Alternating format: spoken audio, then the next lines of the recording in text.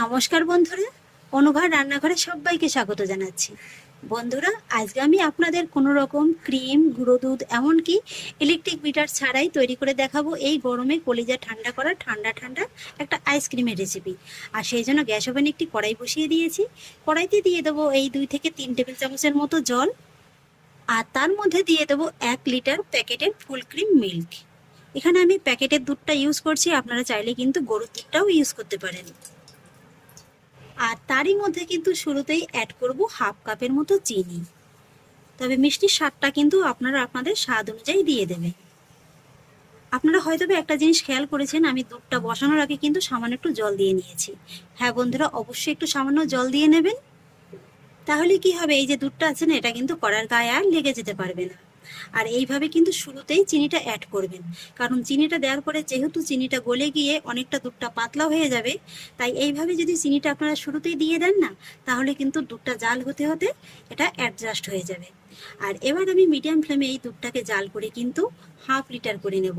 এখানে আমি 1 লিটারের মতো দুধটা নিয়েছিলাম, দুধটাকে কিন্তু কমিয়ে হাফ লিটার করে নিতে হবে। এই আইসক্রিমে আপনারা দুধটা যতটা ঘন করে করতে পারবেন, আইসক্রিমটা খেতে কিন্তু ততটাই ভালো লাগবে। এদিকে চলুন দুধটা জাল হতে থাক, আর সেই ফাঁকে আজকের আইসক্রিমের জন্য বাকি প্রিপারেশনগুলো আমি সেরে নেব। তো সেই জন্য দেখুন বন্ধুরা, আজকে আমি যেহেতু কোনো রকমের কোনো ক্রিম ব্যবহার করব না, এখানে আমি নিয়েছি 10 থেকে 12টির মতো কাজু বাদাম আর 10 থেকে 12টির মতো আমন্ড বাদাম। এই কাজু আর আমন্ড বাদামটাকে কিন্তু আমি 2 ঘন্টার মতো জলে ভিজিয়ে রেখেছিলাম। আর এই আমন্ড বাদামের খোসাটাকে কিন্তু আমি ভিজিয়ে নেওয়ার পরে খুব ভালোভাবে ছাড়িয়ে নিয়েছি। এইভাবেই বাদামটাকে একটু জলে ভিজিয়ে রাখার পরে দেখতে পাবেন যে ব্রাউন যে খোসাটা আছে, এটা কিন্তু খুব সহজে একেবারে উঠে গেছে। এবার আমি এই বাদামগুলোকে একটু পেস্ট করে নেব, সেই জন্য ছোট একটা মিক্সার জারের মধ্যে বাদামগুলোকে দিয়ে দেব। আর তার মধ্যে দিয়ে দেব 1/3 কাপের মতো নর্মাল জল। এই যে দেখুন বন্ধুরা, বাদামগুলোকে কিন্তু আমি খুব সুন্দর করে পেস্ট করে নিয়েছি। আর হ্যাঁ বন্ধুরা, এখানে আমি 2 রকমের বাদাম নিয়েছি। আপনারা চাইলে কিন্তু যে কোনো 1 রকমের বাদামটাও নিতে পারেন, তবে সেটাই পরিমাণে কিন্তু একটু বেশি দিতে হবে। আর এবার দেখুন বন্ধুরা, আমি আরো একটি বাটি নিয়েছি, আর তার মধ্যে নিয়ে নেব 2 টেবিল চামচ ভ্যানিলা ফ্লেভারের কাস্টার্ড পাউডার। কাস্টার্ড পাউডারটাকে নিয়ে নেওয়ার পরে আমি এর মধ্যে কিন্তু অ্যাড করেছি 1/3 কাপের মতো নর্মাল টেম্পারেচারে থাকা লিকুইড দুধ। এবার কিন্তু আমি দুধের সঙ্গে এই পাউডারটাকে খুব ভালোভাবে মিশিয়ে নিয়েছি। আর এখানে আপনারা প্রশ্ন করতে পারেন যে এখানে কাস্টার্ড পাউডার ছাড়া আইসক্রিমটা হবে কিনা। হ্যাঁ বন্ধুরা, এখানে কাস্টার্ড পাউডার ছাড়া আইসক্রিমটা হবে। সেক্ষেত্রে আপনারা কাস্টার্ড পাউডারের পরিবর্তে একটুখানি কিন্তু কর্নফ্লাওয়ারটা ইউজ করতে পারেন, তবে সেক্ষেত্রে কিন্তু স্বাদের তারতম্যটা থেকেই যাবে। এবার চলুন আমি আপনাদের দুধটাকে একটু দেখিয়ে দিচ্ছি। দুধটা দেখুন বন্ধুরা, জাল হয়ে কিন্তু বেশ অনেকটা ঘন হয়ে গেছে, তবে এখনো কিন্তু হাফ লিটারে পরিণত হয়নি। তবে এই জাল দেওয়ার সময় কিন্তু একটা জিনিস অবশ্যই মাথায় রাখবেন, এই কড়ার সাইডে যে সরগুলো পড়ে যায় না, এগুলোকে কিন্তু মাঝে মাঝে এইভাবে একটু তুলে এই দুধের মধ্যে মিশিয়ে নেবেন। তাহলে কি হবে, এই আইসক্রিমটা খেতেও যেমন ভালো লাগবে, আর তাছাড়া দুধটাও কিন্তু খুব তাড়াতাড়ি ঘন হয়ে যাবে। আর এইভাবে কিন্তু মাঝে মাঝে নেড়ে চেড়ে দেবেন, খুব বেশি ঘন ঘন নাড়াচাড়ার প্রয়োজন নেই। এই যে দেখুন বন্ধুরা, দুধটাকে জাল করে ফুটিয়ে কিন্তু আমি অর্ধেকটার মতো করে নিয়েছি। আর ঠিক এই পর্যায়ে গ্যাসের ফ্লেমটাকে একেবারে কমিয়ে দিয়ে আমি এর মধ্যে অ্যাড করব এই যে আমি কাজু বাদাম আর আমন্ড বাদামটাকে পেস্ট করে রেখেছিলাম সেটাকে। তবে এইভাবে কিন্তু অল্প অল্প করে দিতে হবে, আর সঙ্গে সঙ্গে কিন্তু নেড়ে দিতে হবে, তা নাহলে কিন্তু আবার কড়ার নিচে লেগে যাবে। আর তারপর এইভাবে একটুখানি নেড়ে চেড়ে নেওয়ার পরে আমি এর মধ্যে অ্যাড করব দুধ মিশ্রিত কাস্টার্ড পাউডারটা।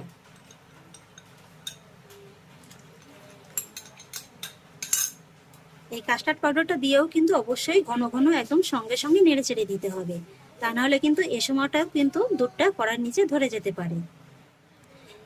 যেহেতু কাস্টার্ড পাউডারের নিজস্ব একটা সুন্দর কিন্তু রং আছে, তবু এই রংটাকে আমি আরেকটু উজ্জ্বল করার জন্য এর ভিতরে অ্যাড করব সামান্য একটু ইয়েলো ফুড কালার। তবে এটা কিন্তু সম্পূর্ণই অপশনাল, আপনাদের হাতের কাছে না থাকলে কিন্তু না দিলে কোনো অসুবিধা নেই। এই যে দেখুন, খুবই সামান্য একটু কিন্তু আমি অ্যাড করব।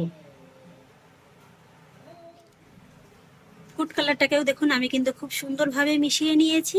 আর এবার কিন্তু গ্যাসের ফ্লেমটাকে মিডিয়াম লোতে করে দিয়ে এই দুধটাকে আরেকটু সময় নিয়ে জাল করে নিতে হবে। মোটামুটি এখন এটা যতটা পাতলা আছে, এর থেকে সামান্য একটু ঘন করে নিলেই হয়ে যাবে। আমি এখানে যেহেতু ভ্যানিলা ফ্লেভারের কাস্টার্ড পাউডারটা ব্যবহার করেছি, তাই কিন্তু এখানে আলাদা করে কোনো ভ্যানিলা এসেন্স অ্যাড করলাম না। তবে আপনারা যদি চান সামান্য একটু কিন্তু ভ্যানিলা এসেন্সও অ্যাড করতে পারেন। আবার যদি সেটা হাতের কাছে না থাকে সামান্য একটু কিন্তু এলাচও অ্যাড করতে পারেন। আর এই সময় কিন্তু এই দুধটাকে নাড়ানো একদমই বন্ধ রাখা যাবে না, তা নাহলে কিন্তু আবার নিচ থেকে দুধটা ধরে যাবে। এইভাবে কিছুক্ষণ জাল করে নেওয়ার পরে আপনারা দেখতে পাবেন যে দুধটা কিন্তু বেশ অনেকটা ঘন হয়ে গেছে। আর দুধের মধ্যে কিন্তু এরকম বড় বড় বাবলস ক্রিয়েট হয়ে দুধটা একদম টকবক করে ফুটে উঠেছে। এই যে দেখুন বন্ধুরা, দুধটাকে কিন্তু এর থেকে আর বেশি ঘন করে জাল করে নেওয়ার কোনো প্রয়োজন নেই। তাহলে আবার কি হবে, দুধটা যখন পরে ঠান্ডা করে নেওয়া হবে এটা কিন্তু ঠান্ডা হয়ে বেশ অনেকটা বসে যাবে। তাই এই সময় কিন্তু গ্যাসের ফ্লেমটাকে একেবারে সঙ্গে সঙ্গে অফ করে দিতে হবে। আর তারপরে দুধটাকে কিন্তু এইভাবে কড়ার মধ্যে রেখে ভালোভাবে ঠান্ডা করে নিতে হবে। এই যে দেখুন বন্ধুরা, দুধের মিশ্রণটাকে কিন্তু আমি পুরোপুরি ঠান্ডা করে নিয়েছি। আর এটা দেখুন একদম পুরোপুরি ঠান্ডা হয়ে গেছে, তবুও কিন্তু খুব বেশি শক্ত হয়ে যে একেবারে বসে গেছে সেটা কিন্তু নয়। এই যে দেখুন, তবে আগের তুলনায় দেখুন অনেকটা কিন্তু ঘন হয়ে গেছে। একবার একটু ভালোভাবে নেড়েচেড়ে মিশিয়ে নেব। আর তারপর এরকম একটা এয়ারটাইট বক্সের মধ্যে এই মিশ্রণটাকে ঢেলে দেব। আর তারপর বক্সের মুখে এরকম একটা জরি কাগজ দিয়ে ঢাকনা লাগিয়ে বক্সটাকে খুব ভালোভাবে লাগিয়ে নেব। এতে করে কি হবে, উপরে কিন্তু আর বরফটা জমতে পারবে না। আর তারপরে এই বক্সটাকে ডিপ ফ্রিজে রেখে দেবো 2 থেকে 3 ঘন্টার মতো, যাতে করে এই যে একটু পাতলা আছে এটা একটু শক্ত হয়ে যায়। তবে খুব বেশি কিন্তু বরফ ফেলার প্রয়োজন নেই, 2 থেকে 3 ঘন্টার মতো রাখলেই হয়ে যাবে। 2 থেকে 3 ঘন্টা বাদে ফিরে এলাম। এবার বক্সের ঢাকাটাকে খুলে নিচ্ছি। এই তো দেখুন বন্ধুরা, আইসক্রিমটা কিন্তু বেশ অনেকটা একদম জমাট বেঁধে গেছে। এবার আমি একটা চামচের সাহায্যে এই আইসক্রিমটাকে একটু একটা জায়গায় করে নেব। আর তারপরে দেখুন আমি নিয়ে নিয়েছি বড় সাইজের যে মিক্সার জারটা হয় না, সেই মিক্সার জারটা। এই জারের মধ্যে কিন্তু এবার আমি এই আইসক্রিমটাকে দিয়ে দেব। আইসক্রিমের মিক্সারটাকে আমি জারের মধ্যে ভরে নিয়েছি। আর এবার আমি মিক্সারটাকে হালকা করে একটু পেস্ট করে নেব।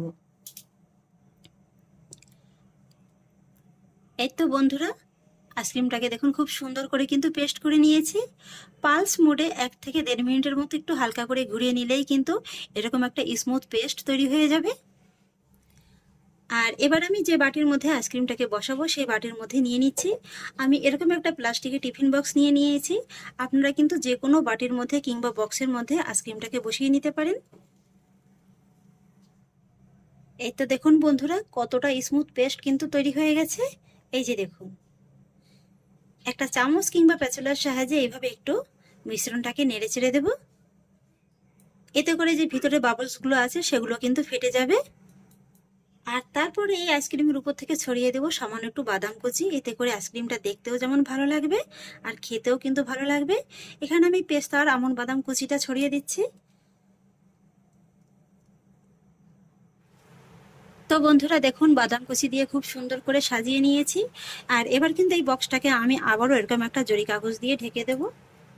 আর তারপরে আবারও এই বক্সটার মুখে একটা ঢাকা দিয়ে চাপা দিয়ে দেব। এতে করে কিন্তু আর উপরে বরফটা জমতে পারবে না। আর এবার কিন্তু এই আইসক্রিমের বক্সটাকে ডিপ ফ্রিজে রেখে দিতে হবে মিনিমাম 8 থেকে 10 ঘন্টার মতো। যদি সম্ভব হয় তাহলে সারা রাতও রাখতে পারেন, তাহলে কিন্তু আরও ভালো হবে। তাহলে বন্ধুরা ফিরে আসছি 8 থেকে 10 ঘন্টা বাদে। এই যে বন্ধুরা, 8 থেকে 10 ঘন্টা বাদে ফিরে এলাম। এবার বক্সের ঢাকাটাকে খুলে নেব। এই যে দেখুন বন্ধুরা, কত সুন্দরভাবে একদম আইসক্রিমটা বসে গেছে। আর দেখতে দেখুন কতটা লোভনীয় লাগছে। এবার আমি আপনাদের আইসক্রিমটাকে একটু কেটে দেখিয়ে দিচ্ছি।